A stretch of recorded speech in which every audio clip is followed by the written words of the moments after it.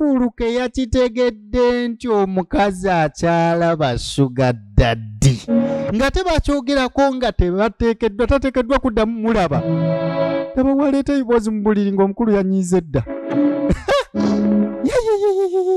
You can't stop seeing him. Tosobola lekeraawo mulaba.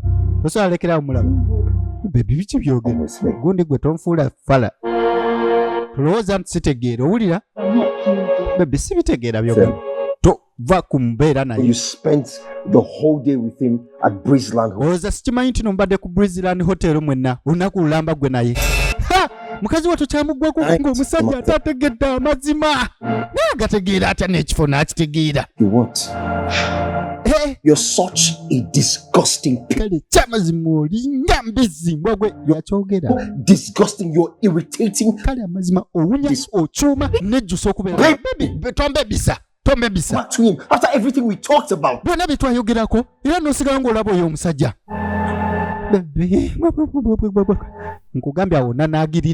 care of you. Sikulabirira. Be fine. I can take care of us. So why are you still going back to? Kati we manga asobola okulabirira waka wano lwaki okyalaba oyo omusajja. Ani afaayo? Nawe. Kakanya eddoboozi lyo maama ali wansi ajja tuwulira. Nze sifaayo. Owulira? Gwe. If you want to keep sleeping with him. Oba okyagala okwebaka naye. Genda. Fine. Kimala. It's okay. Exactly. Olaba amagulu go gagaale. Open it as wide. Mugalire ogagaale nga bw'oyagala sifaayo genda obe ne sugar daddy woze ne so zimama ajja tuwulira. Ndeka. Style you want. Omuwe style zonna zoyagala oba kabiso oba be oba kalogo ye oba kaliga saagala mmanya. Alright, katugitandika mu bulambalamba oli wamu nange VJ JoshK. Ku screen yo baba besties banga abenjawulo yaba liking ne basubscribe ne commenting nga tonnatuuka ku screen ne mbwangu ddala ojja kuba otukayo. Keep checking my updates wali eri oba status zenteka ku WhatsApp munnange omanye ddirwe neetaaga ekifaananyi era mu style ki. Kati tugenda kuba tutandikira wetwakomye era nga tugenda mu maaso n'ekitundu kyaffe ekyokubiri my wife C sugar daddy. Nenga mu style y'enjawulo ate muzikize nebaze besti namwe ebya Josephine oyo yali ku screen yo bana mwala ali Dubai nenga ate nzarwa ye Kamuli oye mwana tu mami oba Mrs Besti Josephine ndaga okutegeeza nti nate amazzi gantuuseeko ku mobile money. Amazzi gantuuse kagamba nti tumirako mama wange Monica Mukaya ne mwami wange Andrew Munabo mikwano gye omuli Don Kigo ne waswa Morgan Kigo okuva ebupadengo akoba nti abende ino nenge netereddwamu ensimbi bannaffe abatana construction finance bakuwola ensimbi nomayiza ekizimbe kyo balina amataka n'amayumba bifo ebyenjawulo. Katandikirewo twakomye bino bye twasembyeyo okulaba nga mwana muwala amaze okunyumiriza baawe ensonga lwaki aline n'oli omwami kwegamba ensonga lwaki alina sugar daddy n'amugamba nti munnange taata yakukkiriza okumpasa lwa nsonga nti no wali ofunye omulimu ate n'omulimu gw'oyina sugar daddy ye yagukuwa nenga lwaki okola ebintu ebyo nga lwaki okikola bwoti. Samantha, I would have gotten a job. Samantha nandibadde nfuna omulimu mu ngeri endala. To get married. Nandibadde nfuna omulimu omulala nenkuwasa ne so si kuyita wa sugar daddy. Mukwano naawe okimanyi nkwagala nnyo. What? Ekiki? Omwami otasobola bigattagatta. Should be the one that does everything for you because you're my wife. Nkimanyi bulungi nze kennyini nze ateekeddwa okulabirira kubanga oli mukyala wange. Would that make me? Okitegeera kati ekyo kinfuula ki? Agamba musajja wange. Omwagalwa wange gwe muntu gwe nsinga okwagala. Okufuna sugar daddy atubeererewo olw'obwavu tate yali tasobola kukkiriza gwe kumpasa kubanga wali toyinaamu ssente. Nakikola lwakubanga nkwagala era nensaba sugar daddy akufunira omulimu taata kwe kukkiriza. Bwe bulamu buno obulungi bwe tulimu as a man. Mwana mulenzi yabigaana kubanga tekimufuula musajja amala. Why would you do that? Yamubuuza lwaki okola ekintu ekyo. Amazima gennyini ng'oli musajja ayambibwako tekikufuula musajja amala.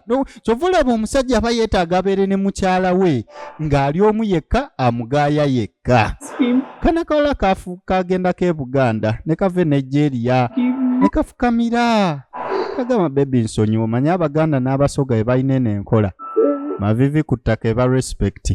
Abachina baweta mugongo. Injeshwa, wigwishwa. Ja kunkuba kibooko naye kasita nammwe bennimba temulumanyi. Nammwe temulumanyi. Bame musajja wattu yatunula mu nsonga ezo. Nawulira ng'omukazi naye amwagala. Namugamba nkusonyiye. Zino zipaati zengendo singiro ddala okuzannya nga ngenze Nigeria zino. I love you too. Namugamba nange nkwagala. Bambi weebale mukwano. Okusonyiwagana nsonga nkulu mu relationship munnange. Omuntu waba asobezza nagamba nsonyiwa musonyiwe. Kati wulira. You're going to stop saying it. Ogenda lekeraawo okumulaba sikyo? Abate omukazi watamwatamwa. Kyandiba ekizibu. Naye omukulu yateekawo okwakwizo n'amugamba nti no wetuba bakuddingana bebi. Ogenda kulekeraawo okulaba omusajja oyo. Era envumbo bagissaawo nga teri kuddamu kumulaba kati mukire nnyo nga bw'omanya amasimu kati sugar daddy ali eri ayoya. Ayagala kantu kano kabe nga kamuzzaamu ku musaayi. Naye ng'akantu bbaawe yakataddeko amateeka n'akagamba nti no teri kati essimu z'ekiro zino zitabula n'adaba nga sugar daddy yakubye n'agijjako. Wayi mwami yeebase. N'amala akuwulira oluba lutalo. Kumbe Josh mu bayaaya akwata kisooka. Tanneebakako era obwedda awulira essimu. Bw'oyinza okwebaka ng'okimanyi nti n'omukazi onyaga munyage mulwanire. Ogiramu bw'oti omulaya amutwala. Mwana muwala alina sugar daddy. Tulaba my wife's sugar daddy. Oba sukaali taata wa mukazi wange. Teebereza obulamu ng'oli mu relationship n'omukazi wo naye nga waliwo ate sugar daddy avujjirira obulamu bwammwe okubeerawo ng'obadde tokimanyi. Ye ate n'ekibuuzo kyange kiri nti w'okimanya nti n'omukazi wange alinayo sugar daddy osobola omukkiriza bagende mu maaso olw'okubanga akuvujjirira. Comment section ekwata omuliro. Baby. Kiki? Baby. Kiki? To work today? Kiki tonagenda ku mulimu? Sinaba. Era sijja. Supposed to resume today, right? Olina kuddayo leero mande. I resigned. Navuddeyo neegobye. Wakoze ki? I resigned. Nkugambye neegobye. In that firm anymore. Sikyagala kolera eyo Think faamu. from that man. Ate era sikyagala kintu kyonna kivaawo oyo omusajja. You're going to survive. Jukira sugar daddy abadde avujjirira ensimbi ng'ono omusajja tamanyi. Kati olwakitegedde nti sugar daddy yagira eri n'akolokota oli ate n'agira eno mbu n'amuwa obusimbi. You don't need to know anyone. Agamba teyeetaaga kumanya muntu yenna. Let me tell a couple of them. Era teyeetaaga That's a mail stating kintu kyonna kivaawo oyo omusajja okuggyako. Well, that's the response. Ye essuubi lyali lina awantu wamu nti kwegamba asabye emirimu mu bifo eby'enjawulo. go to work, please go. Naawe bebi bambi ddayo okole mukwano tokola kintu kino nkwegayiridde ddayo okole. You did that without letting me know. Gwe n'okikola nga tongambye. Decision alone to make. Is that what you're telling me? Ebadde decision yange ebyo byongamba bebi. Us back to where we Naawe bebi tuzza gye twali mu bwavu. Listen, Gwe wuliza. rather stay on the ground honorably. That's Kisingako n'embeera ku ttaka all in the name nga of. nina ekitiibwa okusinga okubeera waggulu okugulumizibwa nga ndya kazambi. So which companies did you apply? Kati bebi ogenda kuteeka mu kampani kize wasabyemu emirimu. Wulira kampani? Martin's Auto, Martin's Hotel, Entertainment. JoshK4NigerianMovies. Eyo nno si nnene kugyawaddeyo. Mukazi ebibazaamu ng'omulimu gwabaddeko gubadde gwa bbeeyi okusinga. We'll stay home together Kati musebo balina kubeera waka wano bonna. till I get a job. Nja kubeera ano paka we naafuna omulimu. Decisions without letting me know. Ne baby n'okola decision nga I tongambye. made a decision without letting me know. Nawe kennyini wakola decision eya sugar daddy nga tongambye. Wulira embooko. Guli 3-0 kati. 3-0. Omukulu yagaana okuddamu ogenda okukola mu faamu ya sugar daddy. N'agamba kasingako n'embeera ku ttaka nemba nga siinaamu yadde 10 Drag us back to okusinga okubeera eyo waggulu naye nga ndi mu kazambi. ekyo kye kitiibwa ky'omusajja. getting anymore. Kati mukazi wattu yagenda n'atunula mu kiyungu amazima gennyini omwami yagaana okuddayo okukola naye gye yasaba omulimu tewali yamuyise. Ekiyungu kikaze kiringa ekitakyali kya nnakyala. This month. Bannange. No. Kyokka ne taata sirina kasente ke ŋŋenda muwa guno omwezi akamubeeramu. He's no longer working or has no money. Kati obuzibu omwami ye takyakola. Kati aba ali wano n'afuna essimu Luganda-dubbed. Essimu Luganda-dubbed nga gy'agikwate. Hello. Taata we yakubye. How are you? Ndi bulungi taata, oli otya? Si daddy. Taata omanyi byanjawulo. It's fine. Ali bulungi. Doing. Oli otya taata? Kati taata omwezi guno guli mu kuggwako. Tannalaba kasimbi. Call my husband so he can send you upkeep money. Mama ngenda kubira taata ngenda kubira bba wange. Welcome, Daddy. Mugamba akuweereza akasimbi. Taata ayagala ku kasente nga omanyi bamumanyiza. Kati abaana be balabirira taata. Naye tukimanyi bulungi nti omukulu ye tali mukola. Kati ono yagamba taata kankubire bba wange agenda kuweereza ssente. Ntumira ku bakyala mwenna ng'okuuma ekitiibwa kya bbaawo nga ne woba gwakutte ensimbi n'oweereza ewaka era obagamba. Nange mami omwami agambye mutabani we agambye ogira onywa ku sukaali. Mwana muwala ate teyakomawo ewa sugar daddy. Yakomawo ewa sugar daddy. Sugar daddy ali wananyumya emboozi ezizaamu amaanyi naye nga mwana muwala byaliko. Ku bizibu bimuli ku mutwe. So you're not saying anything. What's happening? Kikinga tolina kyoyogera. Nyumya tonyumya buzibu ki? What? Kiki? Mbwa biki? Bobi Wine yani? Museve gwe. It's nothing. Omanyi oyinza okubeera ewala ogenda okudda ng'olowooza emboozi ze baliko z'oliko kumbe bali ku ndala. Thanks for your concern, but I can't discuss. Kati yamubuuza ku bya famire ye n'amugamba webale kufaayo naye sobola kubuulira bikwatagana mu famire yange. Ko ye sirina kye nsobola kukolawo ekiki. Kati sugar daddy muyita ssanyu. Kati yaleeta ekirowoozo. Tuteekekeyo kapate. Dating pate mudde muse. You know what that means? Busaba sugar daddy agenda kutegekayo kapate. Yes. Kadeti bano ababiri baddemu basisinkane babeere bonna. Kyasanyusa mwana muwala. Kubanga kyasinga okwagala yebbaawe. Yebbaawe tabiriiko. Sugar daddy yemuleeta ssanyu. Awaganye nga weetaagawo ensimbi. Yesenyondo. Yasaawo. Naye lava eri wala. Money. Waliwo ekirala kyeneetaaga ssente. Meekooba. Ssente nnyingi. Rent is due and I need to get some stuff for the house. Tuufu ebintu by'ennyumba. Ennyumba ate kati njagala kubeera nga ngitereeza. Njagala akasente akawerako request 5. I transfer that to you. Ku katono nja kaweereza. Nze bannange. You're worth everything on earth. You're a goddess. Nsooke nsirike. Tugende mu maaso ne firimu. Sugar daddy wasuubizaayo request 5 mwana muwala awulira nga omukwano gukomye. Kanywegeranga kawalaki kubanga era kawalaki. Ono tebyamutabukako. This is wrong. Okimanyi kyokola kikyamu. I thought you were supposed to stop seeing him like promised. Mbadde manyi nga bwe wasuubiza bbawo walekerawo birabo. Omulaba oyo musajja. He that senator has been pumping. Naawe okimanyi. Kati ssente ate omwami takyakola. Finds out that you're just seeing this man. Ne gwe. Who's going to stop him? Kati ani agenda omugamba. Kati yamugamba watya bbawo n'akigwamu nti okyalaba omusajja ono. Ani agenda omugamba. Kigenda kuneetimba ku mmwa nti ensundo y'oli esoze mu lusogo lw'olusogo lwange. Oh, and everything will be fine. Buli kimu kijja kuba fine. In fact, I don't want to get. Wabula gwe nkubulya nze bisaga biyingiramu. Now, don't calm down. Kakkana. Trust. Kakkana gwe neesiga omwami owange tulyokke tagenda kumanya. Don't say I didn't tell you. That's my own. Togamba nti saakugamba mwana nze nkuwoninze. Don't hear you, my friend. Gwe oli mukwano gwange era naagwa mu mbeera nja kujja. Kane mukwano gwe yamugamba nti n'olw'ekitiibwa ky'obufumbo lekerawo okulaba omusajja. Kati mukwano gwe n'alumba Sugar daddy. Gwe oyagala ki wano Kate?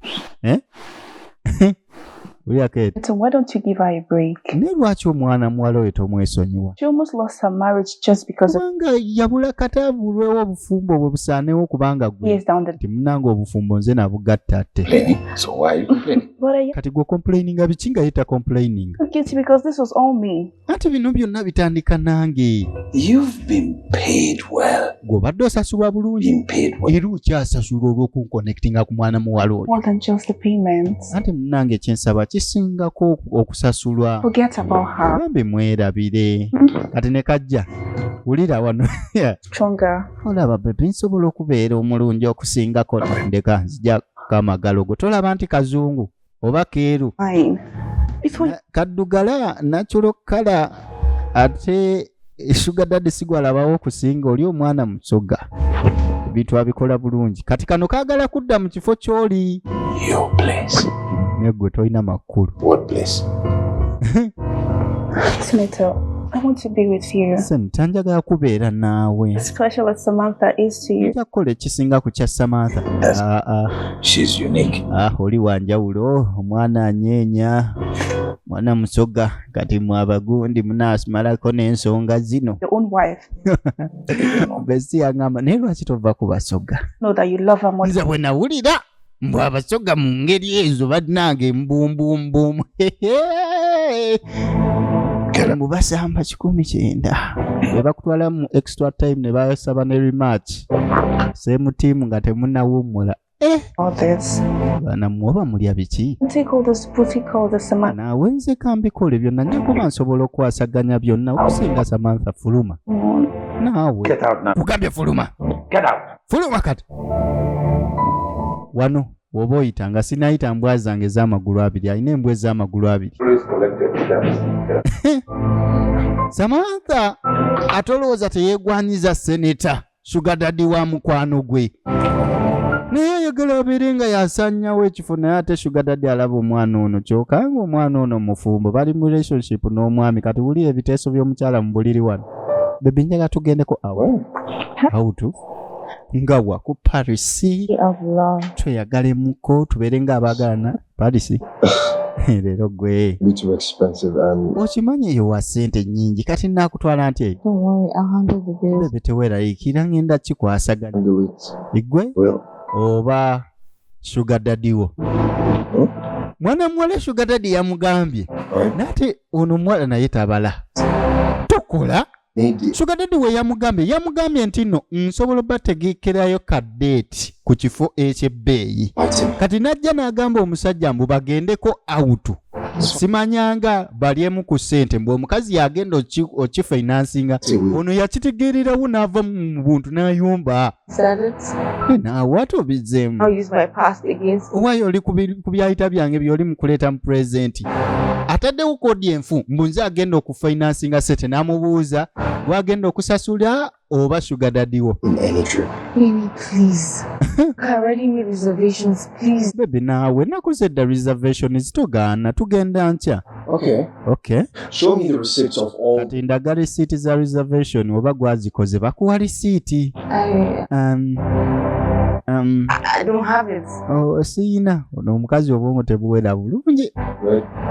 Tamanyi kufera nsonga. Think so. Kati omukulu yali tayagala kumanya toyina risiiti ate owooza mbu gwagenda ofinansinga deeti eno. Ani gwofuula weewe ompita wunva ondabako amatu ompita falasiko. Oli kisiru.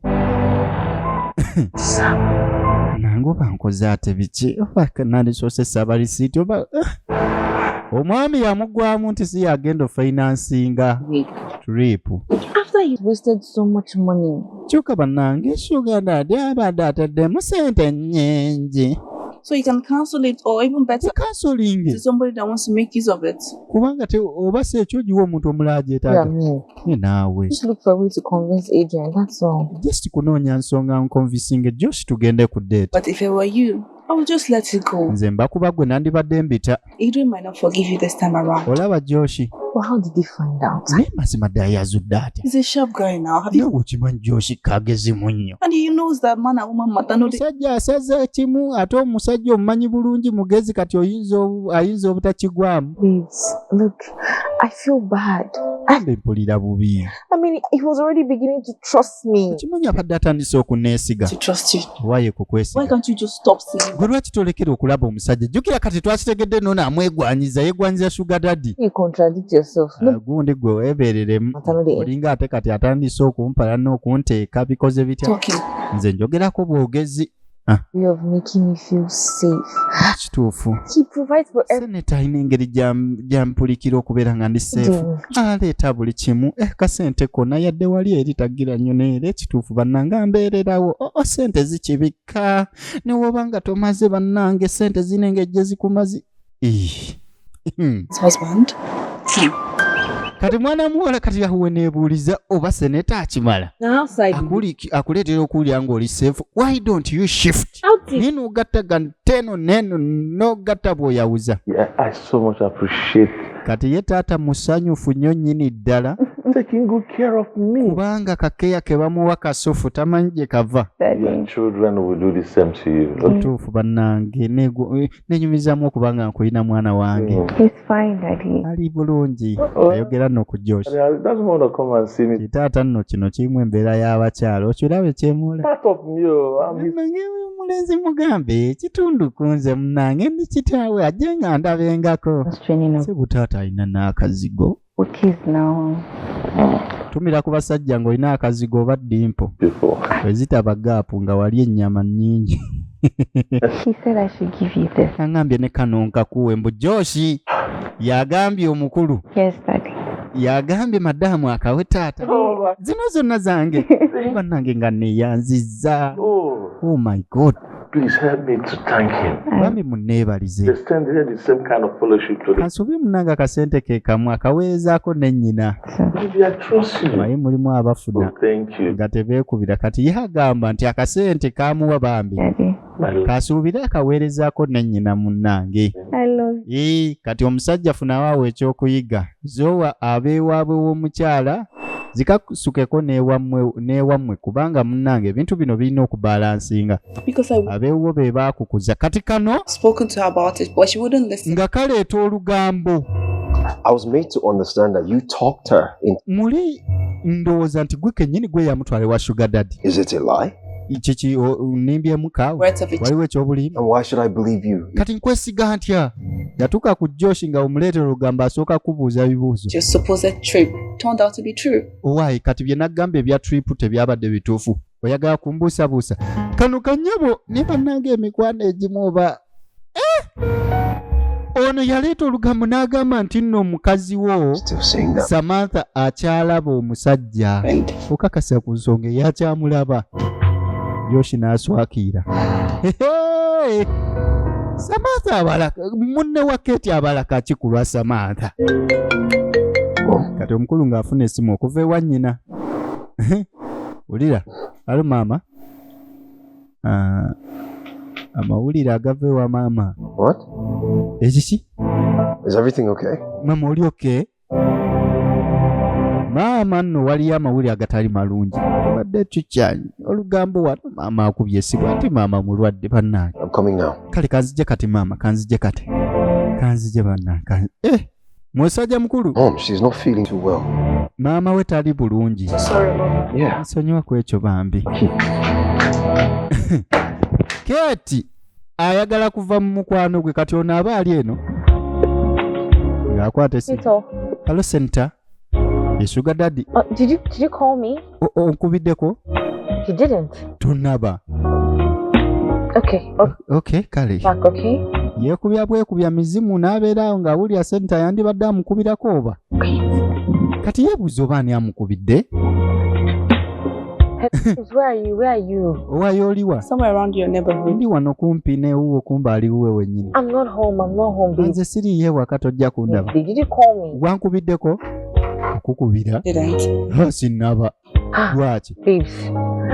Now, somebody called me. And wali wankubidde? his number. Ng'ate ng'akozesa namba ya Senator. Hearing the person. Choka? I called Senator and he said he didn't call me. Ne ndowooza ye Senator kati ate nkubira Senator agamba tannankubira. Look, I really don't know what to do. I'm Wabula simanyi kigenda mu maaso. funny with my phone. oba simu yange yeekubye. That's really strange. Kyewuunyisa ekyo. Are you close to the house so I can just hang around and wait? Kyoli kumpi newo mbeere onzije nkoneko. I need to go and see Senator. Nange siriiyo, njagala kugenda kulaba seneta. Kumbe mukwano gwe yatandise okulikodinga amasimu. N'agaweereza ani? N'agaweereza bbaawe. Kati mwana muwala buli kyanyumya ne mukwano gwe Kate. Butereevu kigenda direct. Just know that I'm wa bbaawe. catch you again. Mukwano. Me and my husband were cool. Leave that matter alone. Kati onagezaako n'amugamba lwaki teweesonyiwa omusajja n'agamba waayo ebyange ne bbange bireke ffe tulyokke bireke tobiyingirira. Kumbe abiri mu makkati mukwano gwe. Biggwerawa My Wife's Sugar Daddy ya firimu gye tulaba. Katundu tuli kakubiri kugamba nti subscribinga olikinge okomentinge gendako mu comment section bannange nemwe views ne ziba mutwalo comment 40 bannange like sikale zenkanene na namba ya subscribers wakiri kati munnange.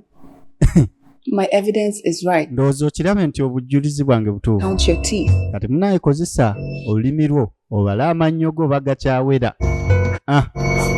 Ono ye mukwano gwe awulira nga ddala. Jjukira yeegwanyiza seneta ate kati atandise okusiiga enziro. Can I have my glasses? Oh, okay. Okay. Naye mwana muwala ono Sugar Daddy ye ne Sugar Daddy olwa ssente bali bati. Era yakomawo mu buliri. Told me as usual to know where I am. Kati yeewunza ku luno n'agamba It's almost dark. kyokka bba wange tannankubirako kumanya wa wendi abadde atera okukuba akasimu. Kyokka kati bannange tannafaayo gwe nga tonneefaako. Million times to know where I am. Abadde asobola okuba emirundi nga bukadde na bukadde okumanya wa wendi naye kati era tannakuba simu. So, sweetheart. Sweetheart. Ulira. I have to go. The night is still young. Ne muli ndowooza oba toddayo ewaka kuba obudde bugenze. My husband. Nange bba wange. Baby. He got to know about us. You have changed. Okuva we yamanya ku bitukwatako okyuse nnyo sikyakuwulira. Truth, darling. See, I don't want you to say that. Anti munange saagala akimanyi. Husband, I need this. Bba wange ate mwetaaga. No, he deserves all the respect. Nkitegeera yeetaaga ekitiibwa naye. I'll try not to. Nange njagala oleme kunnumya. Baby. Nange ndagezaako obutakulumya. Weto otulevu tuno. My hair still scattered? Loza nange nzije nfune ku malevu agawera nange. Kiki tezinnasaasaana. My God, Kati amaze okusaavinga. Budegede nsekereko. Mukama Katonda wange. Kintu kino kige. Nkikulyanga tekigatta. Kati ekiwuliranga mukyala wange. Yafa eri okusaavinga ajamala nsaavinga nayina ekimanya mba mpuliranga tebigatta.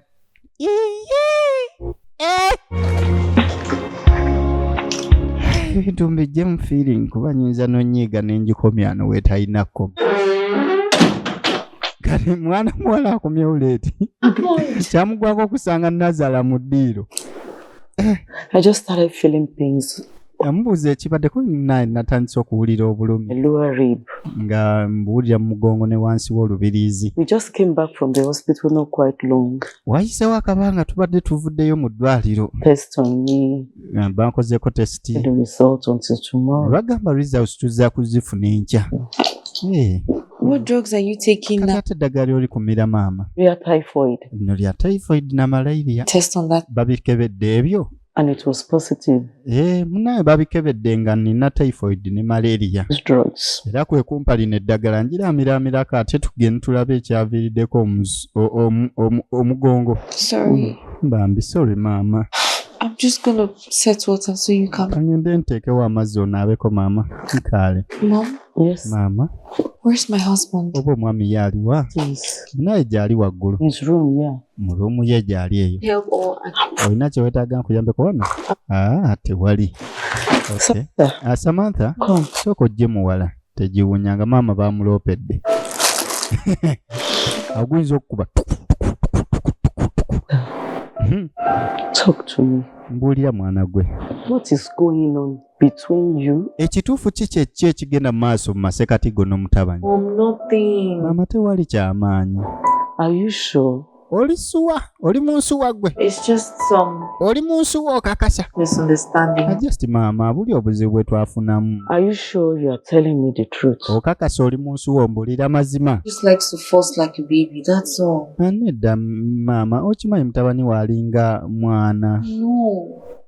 Mom, the way he is with you, he's different. Maama nno olowooza bw'obadde omumanyidde waali kunze kirala Fine. wanyiiga alwawo okunyiigulukuka ye maama amanyi mutabani we tasiba busungu.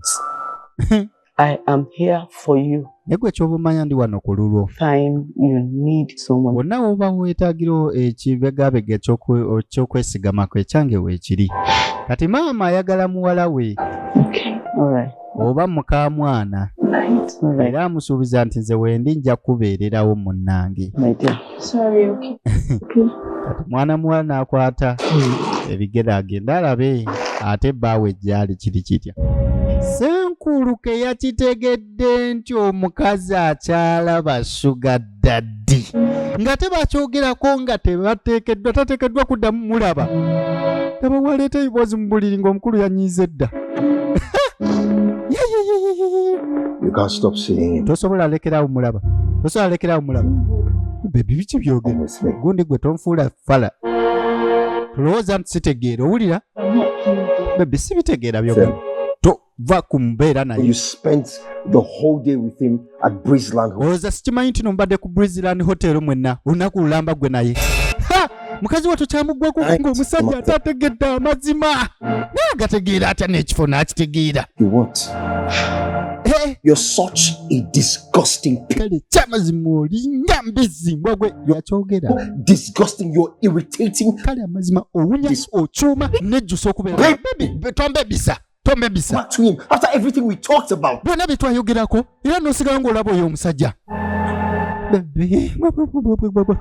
Nkugambye awo nanaagirirawo. Take care of you. Sikulabirira. Be fine. I can take care of us. So why are you still going back to? Kati wemba ng'asobola okulabirira ewaka wano lwaki okyalaba oyo omusajja? Care. Ani afaayo? Nawe.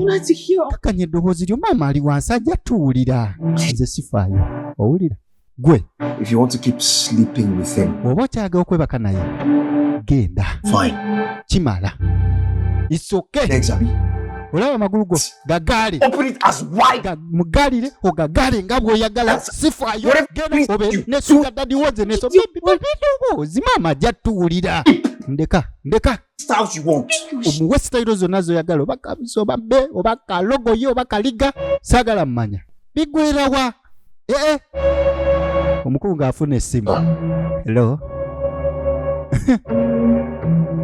Essimu. I'm trying to raise the money. Ebanja. Agamba ngezaako munayo okuweza sente. Ate ono yalina sente mukazi we. Kati ate oyina ebizibu ate ogoba mukazi.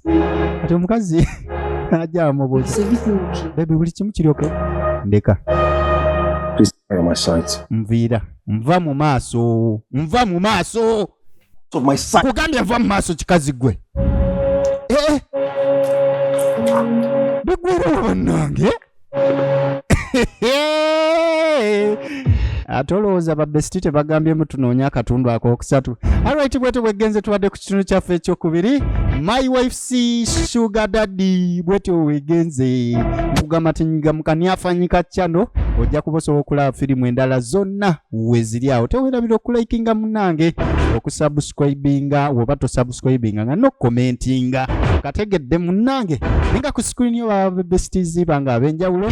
Nakugamba nti gwe oba weetaaga kukolera website oba app mwanatu nze wendi ogujoje jimu ku mirimu gyange gye nkola outside okuvijayinga oba okwogerera firimu. So yeetaaga website oba app eya buli kika ebyo tubikwasaganya ku 07588333 still osobola okuntuukako nkubiraako direct oba oyagala kumpeza message ku nsonga eyo osobola okulaba namba ya ingini ya Charles weeryawo ebya coding eyo mmere kulya kati okukodinga okubeera nga ekirooto kyo tukituukiriza n'okwanguyiza emirimu digitale tukwate ebye tukwasaganya nenga munange ate nja kusaba nti no tusisinkane mu katundu akaddako. My besties mbaganye ebitenkanika aba bali ku screen yo beyungeko ng'ojja mu inbox yange mpeeza ku message omuli erinnya lyo ne gy'obeera ojja funirawo link ojoininge groups zaffe ebisigadde obifunire ku status. I love you so much. It's me your boy VJ JoshK.